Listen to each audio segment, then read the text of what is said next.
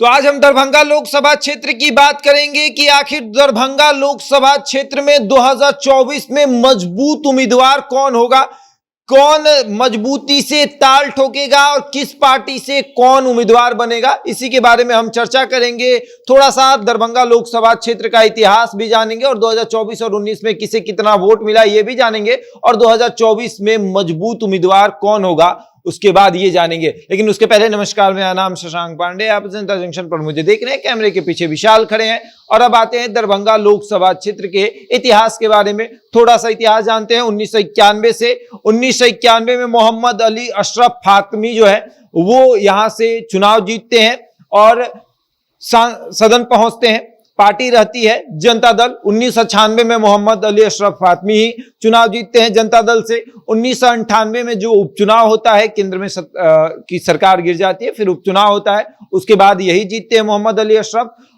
Party Rajad हो जाती है क्योंकि जनता दल का नाम फिर से राजद रख दिया जाता है। और उसके बाद 1999 में कृति आजाद भारतीय जनता पार्टी से यहां पर भारतीय जनता पार्टी का पहली बार झंडा लहराते हैं, वो चुनाव जीतते हैं। और उसके बाद 2004 में मोहम्मद अली अशरफ फातमी आरजेडी से फिर चुनाव जीत जाते हैं। 2009 में कृति आजाद भारतीय जनता पार्टी से चुनाव जीतते हैं। 2014 में कृति आजाद ही चुनाव जीतते हैं भारतीय जनता पार्टी से।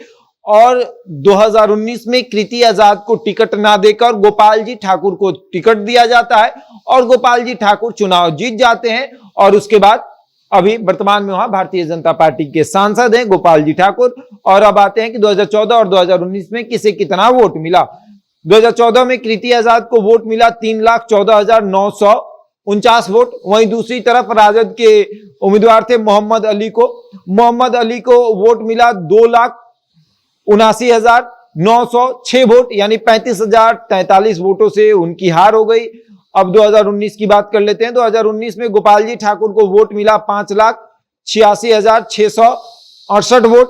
वहीं राजद के उम्मीदवार अब्दुल बारी सिद्दीकी को वोट मिला 3,18,689 वोट, यानी कि 2,67,969 वोटों से उनकी हार हो गई। और अब आते हैं कि 2024 की लड़ाई में कौन कौन है। 2024 में बहुत दिलचस्प लड़ाई होने वाली है, उसमें कौन कौन है। तस्वीर आप देखिए। अभी हम दरभंगा लोकसभा क्षेत्र की बात कर रहे हैं। दरभंगा लोकसभा क्षेत्र में पहले हम एनडीए की बात करेंगे क्योंकि वहां के मौजूदा सांसद भारतीय जनता पार्टी के हैं। तो एनडीए से कौन उम्मीदवार होगा। गोपाल जी ठाकुर एक मजबूत उम्मीदवार है, मजबूत दावेदार हैं। तो भारतीय जनता पार्टी गोपाल जी ठाकुर को इस बार वहां से टिकट फिर से देगी। इनका पत्ता कटने वाला नहीं है। भारतीय जनता पार्टी इनके ऊपर विश्वास कर रही है और इसीलिए इनको फिर से दरभंगा लोकसभा क्षेत्र से टिकट दिया जाएगा। तो इसमें कुछ भी ना लेकिन नहीं है कि इनको टिकट नहीं दिया जाएगा। अब आते हैं इंडिया गठबंधन पर। इंडिया गठबंधन जो बनकर तैयार है उससे कौन उम्मीदवार होगा। दो उम्मीदवार है, एक राजद से भी है और एक जेडीयू से भी है। राजद से और जेडीयू दोनों से जो उम्मीदवार हैं वो जो दोनों अपने अपने नेता के बेहद करीबी हैं। जेडीयू के उम्मीदवार जो हैं वो नीतीश कुमार के बेहद करीबी हैं और राजद के जो उम्मीदवार हैं वो लालू यादव और तेजस्वी यादव दोनों के बेहद करीबी हैं। अभी हम बात करेंगे जेडीयू की संजय झा जो है वहां से उम्मीदवार होंगे। संजय झा चुनाव भी लड़े थे।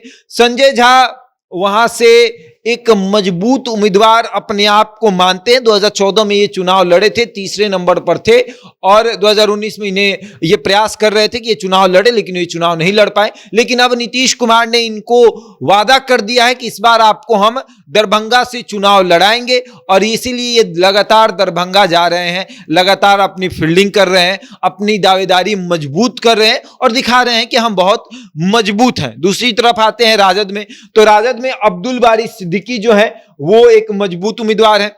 अब्दुल बारी सिद्दीकी लालू यादव के बेहद करीबी हैं, तेजस्वी यादव के बेहद करीबी हैं और लगातार जो है अपने लिए फील्डिंग कर रहे हैं। 2019 के चुनाव में इन्होंने चुनाव भी लड़ा था। इनको 3,18,689 वोट आया था और अब्दुल बारी सिद्दीकी जो है वो प्रयास कर रहे हैं कि इस बार हमें लोकसभा का चुनाव लड़ाया जाएगा, क्योंकि अब्दुल बारी सिद्दीकी राजद में एक देखा जाए तो मजबूत मुसलमान नेता है।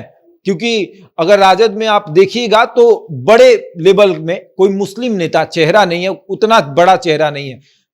शहाबुद्दीन थे, लेकिन उसके बाद अब्दुल बारी सिद्दीकी भी हैं। अब्दुल बारी सिद्दीकी शहाबुद्दीन के समय से ही राजद में अपनी पकड़ रखते हैं और एक मजबूत चेहरा है, तो इनको भी उम्मीदवार बनाया जा सकता है। और सबसे बड़ी बात कि चर्चा चली थी कि अब्दुल बारी सिद्दीकी को राज्यसभा भेजा जाएगा, उसके बाद फिर चर्चा चली कि उन्हें प्रदेश अध्यक्ष बनाया जाएगा। इन दोनों में से कोई सा पद उन्हें नहीं मिला, ना राज्यसभा भेजा गया ना प्रदेश अध्यक्ष बनाया गया। तो इस बार यह चर्चा है कि अब्दुल बारी सिद्दीकी को लोकसभा चुनाव जरूर लड़ाया जाएगा। तेजस्वी यादव लगातार अब्दुल बारी सिद्दीकी से बातचीत भी करते हैं और मुसलमान वोटरों को साधना है तो राजद अब्दुल बारी सिद्दीकी को चुनाव लड़ाएगा ही लड़ाएगा।